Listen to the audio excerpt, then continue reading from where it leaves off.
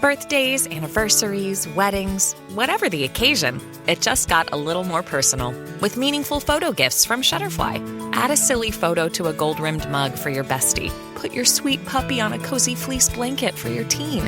Gift your husband a desktop plaque featuring all the kids. Enjoy 40% off orders over $29 with code POD40 at Shutterfly.com and make something that means something. This episode is brought to you by Shopify. Do you have a point of sale system you can trust, or is it a real POS?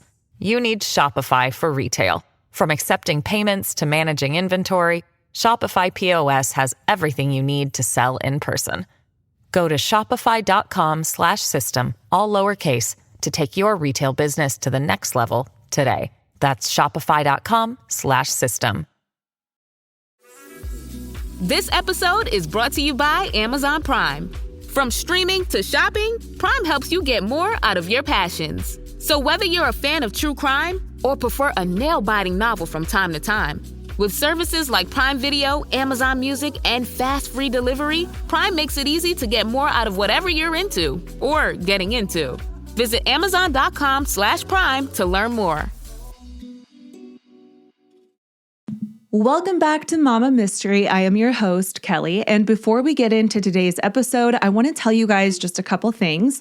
So if you follow me on Instagram at mama.mysterypodcast, you may have seen the poll that I did asking who would like for me to do a deep dive on the Blake Lively and Justin Baldoni lawsuits. Well, you all voted. Almost 100% of you said yes, but I don't know if I knew what I was getting myself into because the lawsuits are hundreds of pages long and I am reading them on my own with my own eyes. I am writing the most intensive deep dive, you guys. And this case actually is very interesting and very crazy. So just so you know, I'm working really hard on that. But because I am so deep into these lawsuits, I have decided that in the spirit of the Kansas City Chiefs making it to the Super Bowl this weekend, I am going to give you guys an episode that we have done before, but it's actually been requested a few times lately. So we may have some new listeners because of being on the radio down in Kansas City. And some of us have asked if we know any of these local Kansas City cases. So if we have new listeners that have not heard this story, this is a case that is local to Kansas City, and it is the story of John Robinson, a convicted killer, kidnapper, rapist, and forger whose crimes spanned nearly 2 decades before he was finally captured. So this is a really wild story and I want to hear your thoughts. But before you listen, please know this is an old episode that was recorded in the beginning of our podcasting days. So the audio is a little echoey. It's a lot echoey, but just bear with me and listen to this story because it really is crazy. And yeah, let me know what you guys think. And last but not least, go Chiefs!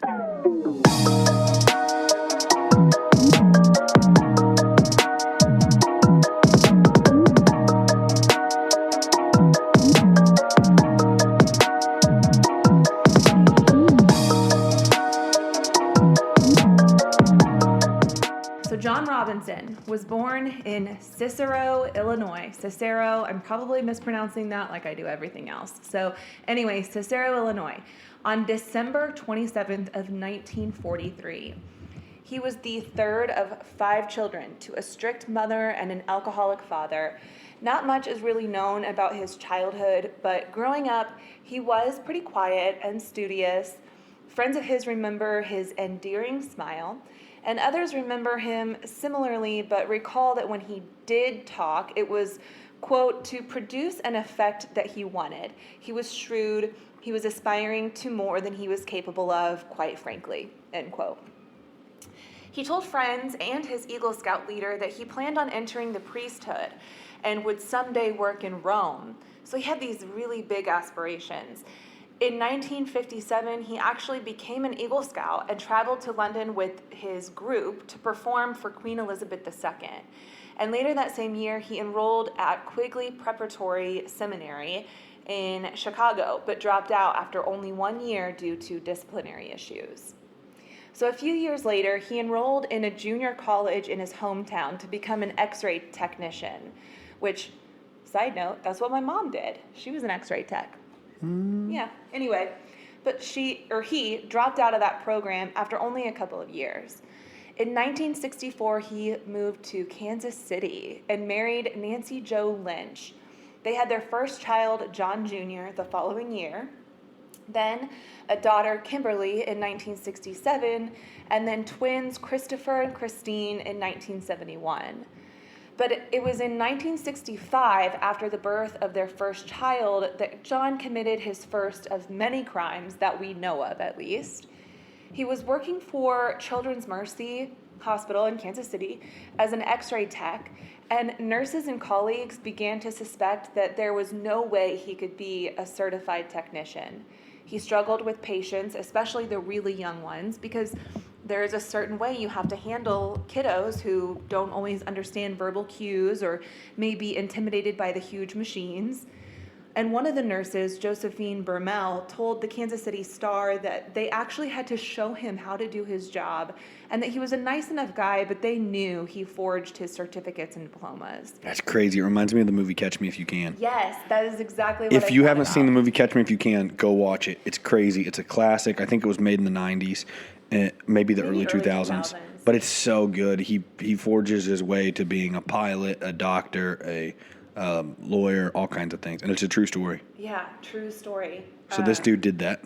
Yeah, it's like, I feel like this whole story is reminiscent of that movie, but times 10, because he went above and beyond. So anyway, of course, he was let go from Children's Mercy, but it didn't take him long before he found a job in a lab working for Harry S. Truman's former personal physician, Dr. Wallace Graham. Dr. Graham offered John a job as an x-ray tech in 1996, and he said that he was impressed by his achievements in Boy Scouts and his extensive credentials in radiology. But John wasted no time taking advantage of Dr. Graham's naivete.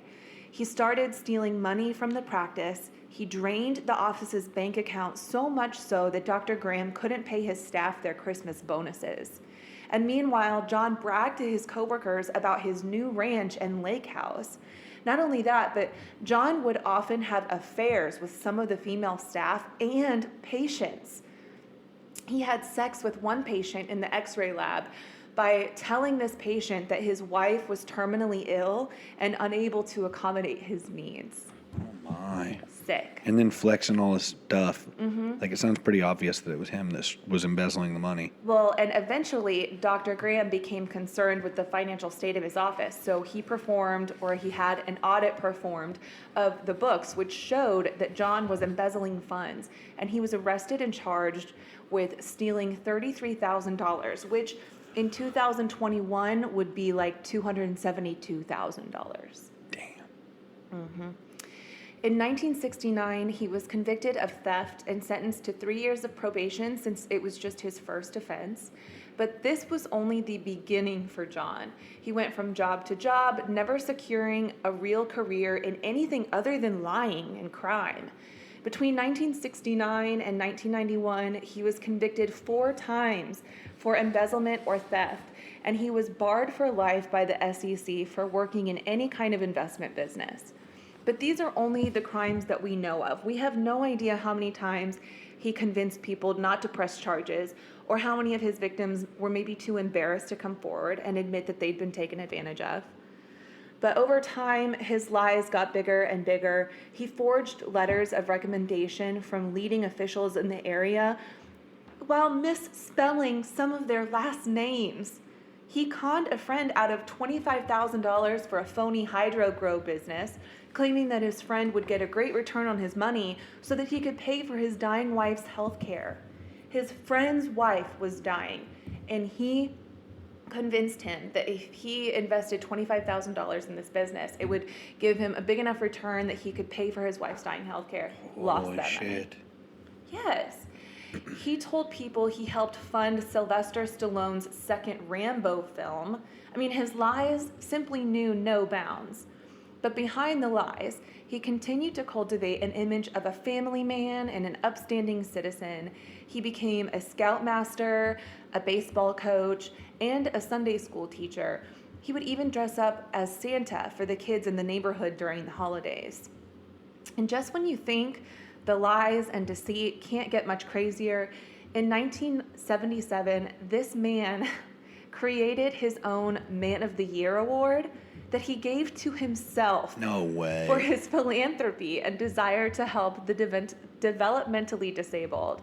He even forged the names of the KC mayor and a Missouri state senator on this award, and then he used that award to get on the board of directors at a local handicap service organization. And his first rule of business while he was there was to organize an awards luncheon for this Man of the Year award. He forged letters from the mayor to letters of the okay, I have to think about how to explain this. He forged letters from the mayor to the organization and then letters from the organization to the mayor to get them all to this luncheon, right? So he kind of just set them all up to come to this luncheon to celebrate him. And then when they announced the recipient of this award, John Robinson, John gave his best Taylor Swift impression when he feigned complete shock and humility as he accepted the award. So this guy's got like two complete different personalities going on. Yeah. A complete fake life and a real life. Yeah. You know how people say that a person who's a compulsive liar, like they lie so much, I think they believe their own lies. Mm-hmm. I think that's like the law of attraction, and you are what you become, and what you think about grows and all that. I think that happens obviously in good, successful things. You know, you think about success and or whatever you want to accomplish, you manifest it. You also believe your BS that you tell yourself so much that this guy probably faked his whole radiology thing, but has convinced himself in some weird way that he is a radiologist, that he is a good person. Yeah, I just think it's interesting because like people think manifestation and like law of attraction, what you think grows, but it's not just in good ways. Like this guy is the epitome of a two-faced, complete different person. You know? Yeah. I don't know if that made any sense. No, it totally does. And it's scary because, I mean, that's a really dangerous person. Somebody that believes their own lies so strongly that they deceive so many people and on such a high level. They get so on a high level professionally and everything, but also they get so into their lie that they're forging fake emails back and forth. Yeah. And that's just nuts. Forging signatures and letters. And at the same time, you're misspelling names. Like... Mm-hmm. It's just crazy. And all that's going on in the background to what you're perceived as to the public as this good person. Mm-hmm. It's wild. You're trying to be the Man of the Year. Mm-hmm. So 2 weeks later, when the event was covered in a story in the Kansas City Times, the people whose names he forged read the story and came forward with the truth, all realizing that they had been scammed by John. So the newspaper ran another story blasting John for his lies, and it caused his kids and wife great embarrassment. John, however, being the narcissistic sociopath that he is, was completely unfazed. I was going to say he soaked it up. Yeah. So earlier we touched on the infidelities of John Robinson, and he was known to have these sexual liaisons with patients and coworkers. He was horrible to his wife, Nancy, becoming physically abusive with her. And he would go out to bars and try to pick up women while she stayed home with their babies. He also began starving their dog and their 2 horses that they owned. And his infidelities reached a new peak in the summer of 1982 when John propositioned one of his neighbors, which resulted in a fist fight with her husband. So it's like he's kind of just... he's reaching all these new levels of just being a completely shitty person. And now it's like, you're not only hurting your wife, but you're hurting your kids, you're hurting your pets, you're hurting your neighbors. Mm-hmm. It's just like, you're getting out of control. Later that year, a colleague of his introduced John to a woman who was looking for a divorce. John told her that he could be her attorney and get her a divorce if she paid him $200 and gave him her car. So she did, and she never got the divorce. Oh my gosh. So yeah, seems like things are just kind of beginning to unravel. The crimes, lying, and deceit are really starting to reach new lows, and it just makes you wonder how far this man is willing to go to get what he wants, whatever that is. So in 1983, John's brother Don and his wife Helen had been trying for years to conceive a child. They were unsuccessful in those efforts and resorted to the fact that maybe it just wasn't in the cards for them to be parents. But John, knowing about these struggles, told them about a contact he had with an attorney in Missouri who handled private adoptions, and that John could act as a liaison between them and his attorney. So Don and Helen gave John $2,500 to give to this attorney in Missouri, and then he just kept Don and Helen at bay, promising them that a baby would come along, and then it just never happened. So his own brother, and he's like preying on their vulnerability, something that is incredibly important to them. Mm-hmm. And again, a huge chunk of money. So anyway, in 1984, John is now 40 years old, and he hires a girl named Paula Godfrey, who was 19 at the time, to work as a sales rep for his firm. He picked her up from her parents' house to go to the airport because he told her that she had to go away for training. Days went by, and Paula's family hadn't heard from her, so they grew concerned enough to file a missing persons report. They told police that John picked her up for the airport, and that was the last time they saw or heard from her. So then police go to John and question him, who of course denied knowing anything about where she was. And then just a few days later, Paula's parents get a typed letter in the mail with Paula's signature at the bottom, thanking John for his help, telling them she is okay, and that she did not want to see her family. Fake letter. Well, at the time, the investigation into her missing persons report was closed since she was a legal adult and there was no evidence of foul play. And if they have this letter, I mean, they can't investigate it if there's this letter, right? So that summer, John rents a duplex and turns it into a brothel. He hires a woman named Linda Stevens Jones to run it and to find other girls to join in. The brothel specializes in BDSM, and John was the, quote, slave master of this cult. This is crazy. Yeah. Early the following year in 1985, using the name John Osborne, John went to a local women's shelter in Kansas City. Again, preying on people's weaknesses. Yes. He met Lisa Stassi and her, or it might be Lisa Stacy, I'm not sure. So anyway, I'm sorry, Lisa and her 4-month-old daughter Tiffany, and promised Lisa a job in Chicago, an apartment, and a daycare for her baby. Lisa was only 19 at the time, and she was separated from her husband, who had just been deployed in the Navy. She was young, broke, and desperate, making her a perfect target for John Robinson. On January 10th, Lisa called her mother-in-law frantic and told her that they, quote, they told her that she was an unfit mother and that her mother-in-law wanted custody of Tiffany. The mother-in-law on the phone with with Lisa denied this and said that Lisa's last words on the call were, "Here they come," and then she hung up. She was never seen or heard from again. And then 2 days later, Don and Helen Robinson picked up their beautiful 4-month-old baby girl, complete with forged adoption papers, with 2 forged signatures from 2 lawyers and a judge. John told his brother that the baby's mom committed suicide in a domestic violence shelter.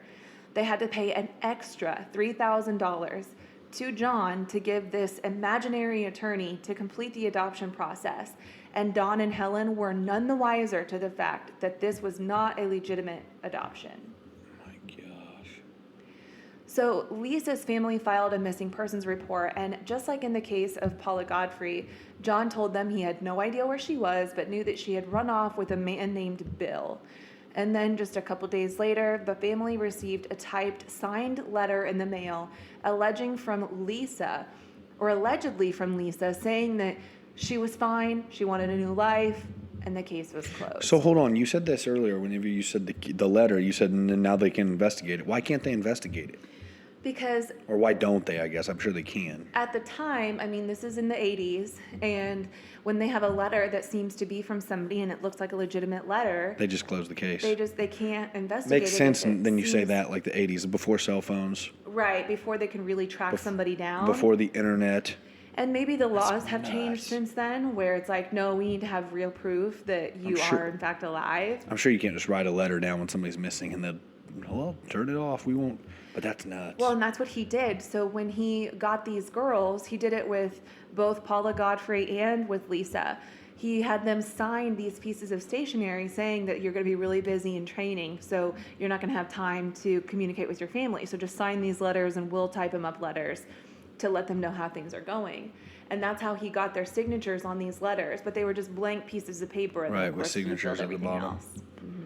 Well, don't ever sign blank sheets of paper, everybody. Yeah, lesson learned.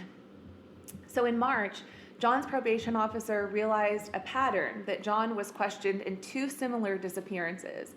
So he brings John in to reevaluate his probation, and while he starts to probe for possible probation violations, he begins to suspect that John is heavily involved in an underground BDSM sex industry, and that he probably ran a string of prostitutes that specialized in BDSM through this duplex brothel that he was renting. So his probation officer, Steve Hames, gets help from the FBI to find a woman by the name of Teresa Williams, who was living in an apartment that was funded by John Robinson in exchange for being his own personal prostitute. She told them that not only had she seen him with a gun, but that on one occasion he took the revolver, pointed it at her vagina, and threatened to shoot her. Apparently this was after she had met with like a client at the brothel, and either the guy wasn't satisfied or she didn't like perform well enough, and so he burst into her room and threatened her by pointing this at her vagina. And yeah, it was pretty scary. So she told investigators that he also supplied her with drugs and that he was setting up a plan to move her to the Bahamas. But in reality, they knew he was probably going to kill her and then tell people she disappeared to the Bahamas. All of this was enough to revoke his probation. So John was arrested on March 21st of 1985, and he was sentenced to serve 7 years in the Missouri Department of Corrections. But then he won his appeal and was released in the spring of 1987 after serving 2 years. And they also had to put that girl, Teresa Williams, into hiding because they feared that he would come after her. Like witness protection program? Mm-hmm. That's a crazy system. We should do a show just on that sometime. Yeah. So that June in Overland Park, Kansas, Catherine Clampett was 27 years old when she left her child with her parents in Wichita Falls, Texas, to find employment in Kansas City. She was hired by John Robinson, who promised her a successful career and a whole new wardrobe, but she was never heard from again. In 1987, John was arrested and convicted on more fraud charges. It seemed much easier for him to get away with murder, or at least these women's disappearances. I mean, we know now it's murder, but than fraud. But either way, he began serving a 4-year sentence, and while he was locked up, he suffered from multiple strokes that left his face paralyzed on the left side. And also, while he was in prison, his dad died, which will come up later.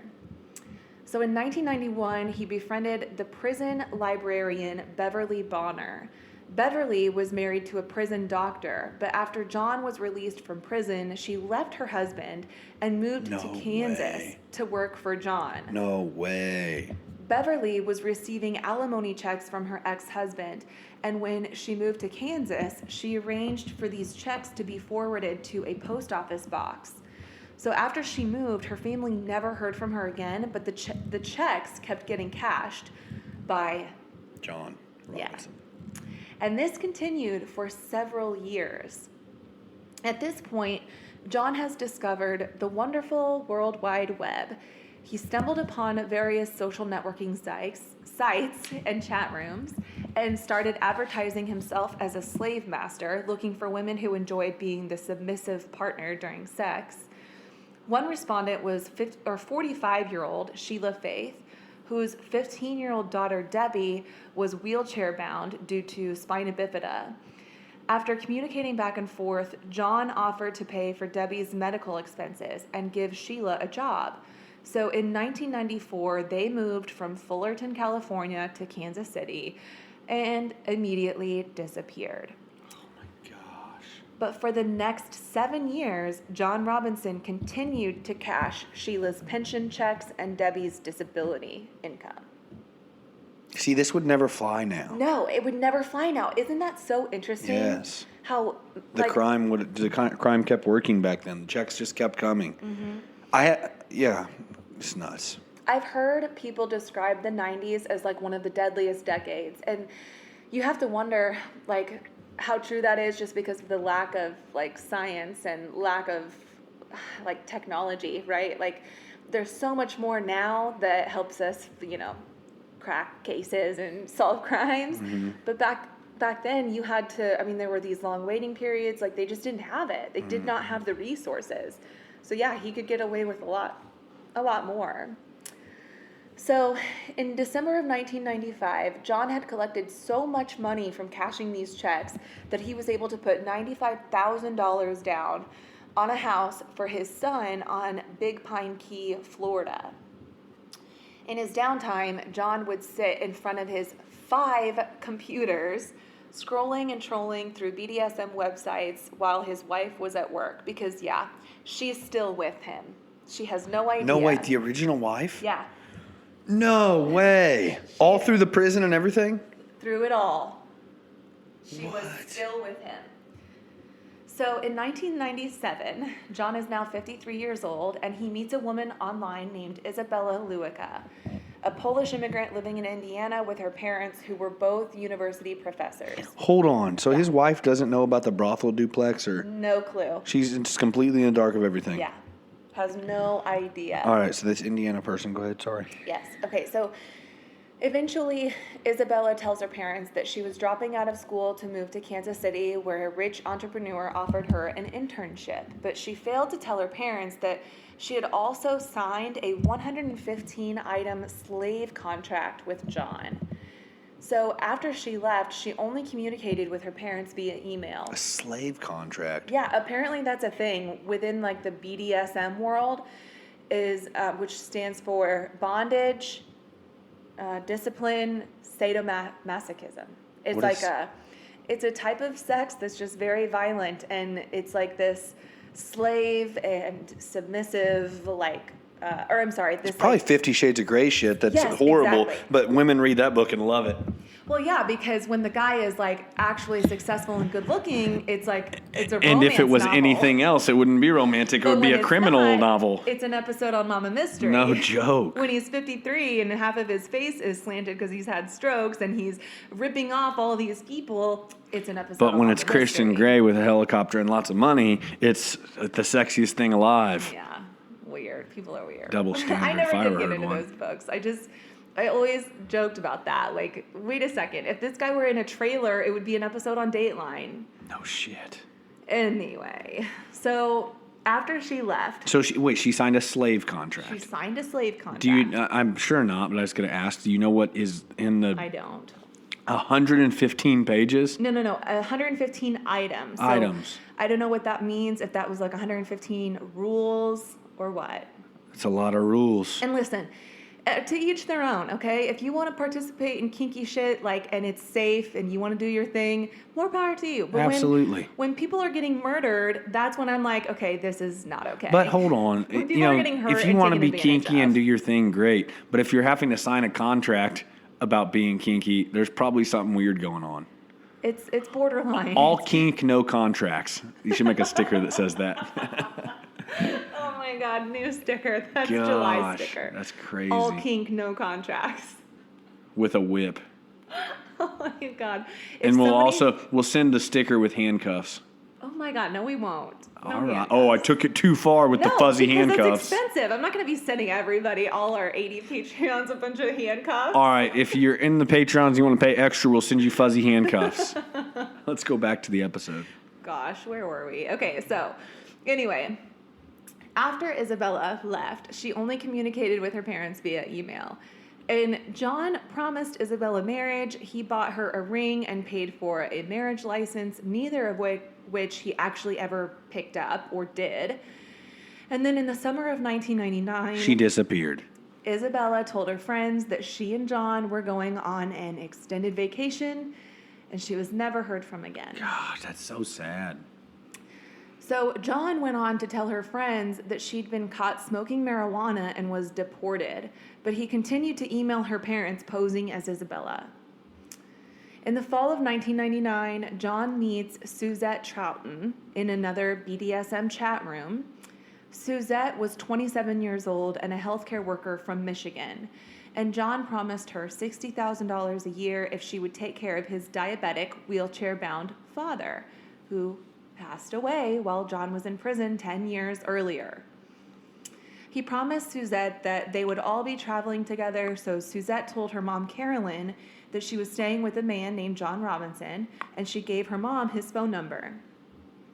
Carolyn received multiple typed letters from Suzette, but was really suspicious of the letters because Suzette was not a very good speller, and all of her letters were mistake-free, and she also knew Suzette never typed notes or letters to anyone, so she was really suspicious. She became so suspicious that she started calling the number that Suzette left for her.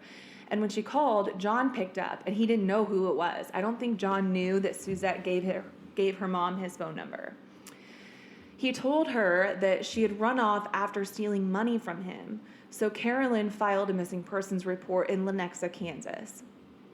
Well, at this point, police are fairly certain that John Robinson is up to no good and that these girls who keep disappearing are likely dead at his hands, but they don't have any proof yet. They just have their suspicions, right? So they start investigating him deeper and begin reopening the missing persons reports that they once believed to be these open and shut cases, right? And now we're to the days of the internet. Yeah, and we're also 15 years have gone by since the first one. So they go to the hotel where Suzette was last known to be staying, and they find surveillance video of John Robinson in the hotel lobby. So they know for certain that he is connected to Suzette, but now what they need is physical evidence. They become more aware of some of his secretive properties. For example, there's a boarded up farmhouse and a few storage lockers that he rents, but they have no way of getting into them without cause. That is until they get a phone call from a woman who wants John arrested. So in the spring of 2000, the police tapped John's phone and listened to all of his conversations. And by the way, I'm going to get back to the girl who wants him arrested, okay? It's all going to come full circle. If you're like, wait a second, what does she want him arrested for? Right. So in the spring of 2000, they tapped his phone. They're listening to all of his conversations. One conversation was with a woman named Vicky, who was recently fired from her job as a psychologist, and she was suffering from depression and loneliness. John offered for her to travel from Texas up to Kansas City over the Easter weekend and put her in a hotel. So the police rented the room right next door, and they listened through the walls, wondering if this was going to be like his next murder or missing girl. They listened as John explained to her the master-slave roles of BDSM that they were about to participate in, and then they got started. And the police listened on the other side of the wall as they had very rough sex. I mean, they're hearing chains, they're hearing her screaming, but like, it was like... It was all consensual? Exactly. I mean, like, from the beginning, she sounded like she was consenting to it, and then BDSM is very rough, so they had to consider if she was a willing participant in or not, right? Ultimately, they made the decision not to go into their room, and then when the sex was over, John left. But she later called police because he had stolen about $500 worth of sex toys that she brought with her because he told her to. That she had bought $500 worth of sex toys. What are you buying that's worth $500? That's a lot of money in sex toys. I mean, yeah, it's a lot. It's a lot. I can't even fathom it. I can't even fathom what $500 would buy you on the sex market. I don't know what the average cost of a sex toy is, but $500 seems like a lot. I mean, especially in the late 90s, early 2000s.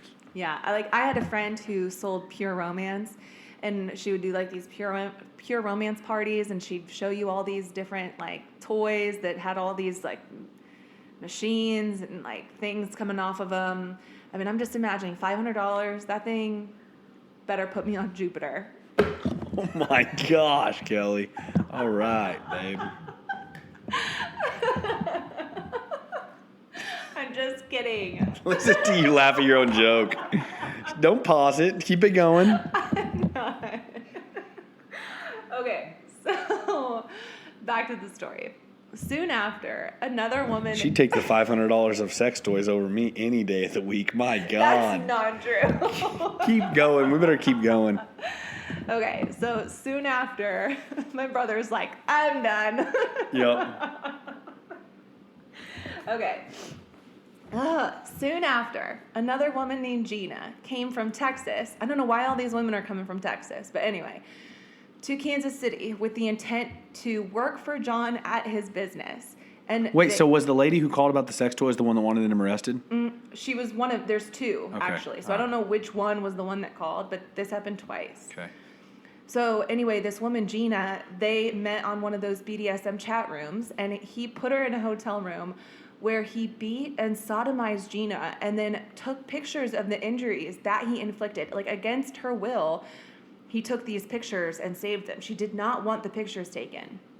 Then she said that John stole money from her and also stole all of the sex toys that she brought with her. What is he doing with all these? I don't know. I mean, I guess he's probably taking them back to his duplex. Oh, okay. Yeah, I guess. I mean, that's my guess. I don't know. But yikes. Ooh. So at this point, the police finally had victims who wanted to press charges on John, and with John's arrest imminent, they knew they'd finally be able to get a search warrant. So on June 2nd of 2000, John was arrested at his home. The police brought with them search warrants for his home and his private ranch 30 miles away in Lynn County. That's where there's going to be some problems, I have a feeling. Mm-hmm. They were also able to get search warrants for his storage units. Which are also going to be a problem. Big time. So the first place that they searched that day is his house. They don't end up finding anything because, of course, he's not going to keep anything at his house with his unknowing wife living there. What's and his his kids wife are still thinking there. during all this? I don't know. I can only imagine. She still thinks he's the man of the year. Well, I don't know. I mean, she's been embarrassed by him before. She's been abused by him. So she probably knows he's kind of a shit guy, but maybe she doesn't know the extent of just how shitty he is. For sure, yeah. So the next day, they brought cadaver dogs to his property in Lynn County. And they started early in the morning, and for hours, they searched the property with no luck. Until finally around 1 p.m. that day, one of the dogs hit on 2 yellow barrels near an outbuilding. And once they opened the barrels, they found the badly decomposing bodies of 2 white females. They turned out to be the bodies of Suzette Troughton and Isabella Luica. 2 days later, the police then traveled to Raymore to search his storage units. They opened the unit and it's full of junk.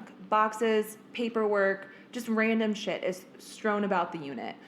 But tucked away in the very, very back were these 3 barrels that were all wrapped, and they were these huge barrels, just like the ones found on the farm.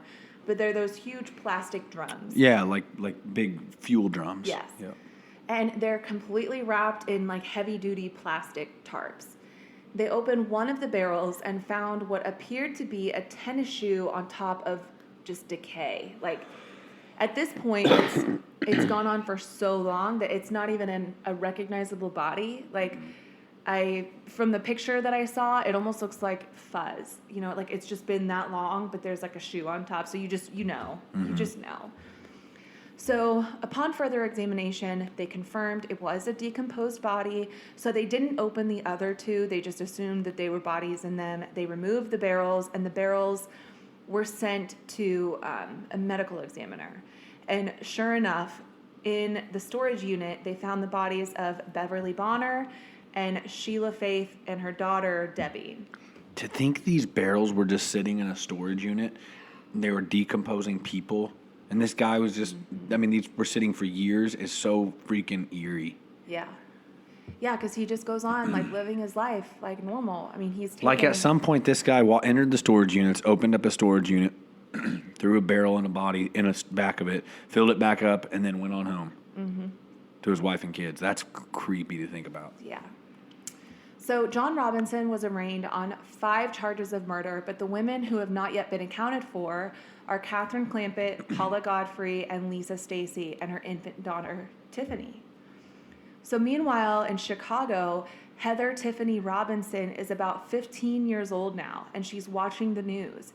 And she's stunned to see her Uncle John's face flash across the TV, because at this point, the serial killer from Kansas City is making national news. So she goes on the internet to find out more information, and she comes across a site detailing the other possible victims of John Robinson, and she comes across a picture of the 4-month-old missing baby and her mother, who she recognizes as herself because she bears such a striking resemblance to her mother. Oh my gosh. So she, of course, goes to her family and she's like, you guys, like, this is happening. This is on the news. Her family immediately called the Overland Park Police Department, and detectives traveled to Chicago to meet with the family. They tell him about John Robinson essentially selling them a baby through what they believe to be a legitimate adoption process. And they even show police pictures that they have from the day of the adoption with the whole family standing there. And John Robinson is front and center holding this baby on his knee. No way. He has this huge grin. I mean, he is grinning bigger than anybody else is grinning in this picture. It's freaking eerie to look at. Do you have the picture? You can put it on Mama Mystery page. Yes. Nobody in that picture had any idea what had really happened. They all thought this was a legitimate adoption.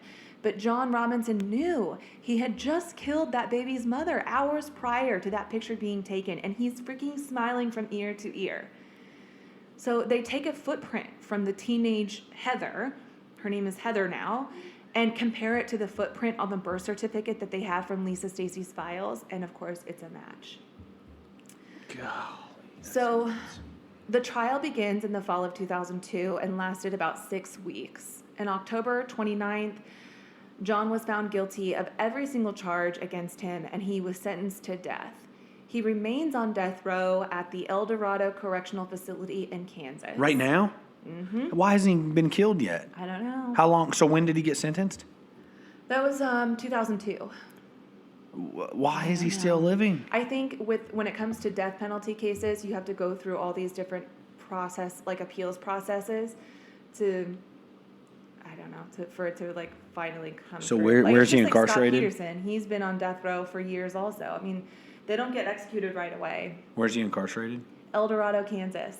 That's crazy. Which, fun fact, Eric, if you're still listening, my brother went to Butler Community College, which is in El Dorado, and I remember going to some of his games because he was a football player, and seeing the prison from far away and just being so fascinated because at the time I of course didn't know that John Robinson was there, but BTK is there.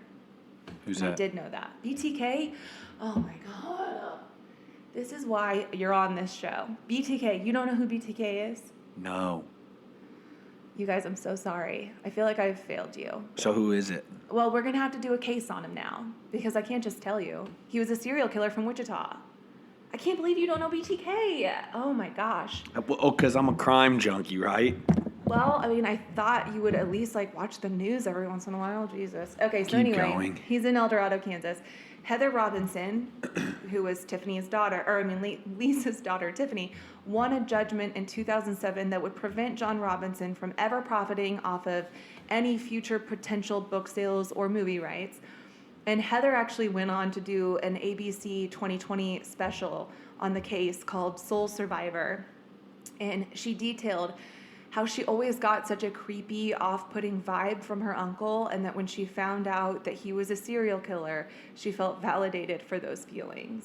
Yeah. But I cannot even imagine, like, finding out that that's how you ended up where you are. Seeing a photo and recognizing it and your mom and this and that, that's so weird. It sounds like a movie. Yeah. Yeah. So anyway, there are multiple 2020 specials on this. There's also an episode of Cold Case Files, which is where I got a lot of this information. If you're interested in the resources for this episode, because there's a lot out there, I included them on the script of this episode, which you can always find on our Patreon website. So anyway, that is the episode for today. That was a crazy one. If you guys were entertained by this one, give us a review because that was wild. Yeah. And we need to stack reviews. But that was crazy. It was so crazy, and I cannot believe this all happened in Overland Park, Kansas. Another side note, so I went to high school in Shawnee, Kansas, which is like right where all of this was happening.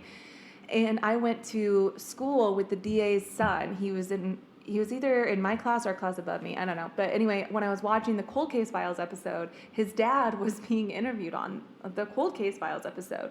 That's just so wild. crazy. It hits so close to home. But anyway, maybe our next one will be BTK because I need to fill you in on I this still want to do monster. another Epstein episode. We'll get that going too. We hope you all have a great week. We wish you all the kink in the world without the contracts. All the kink you want. Mama, contract. mystery, out. Bye.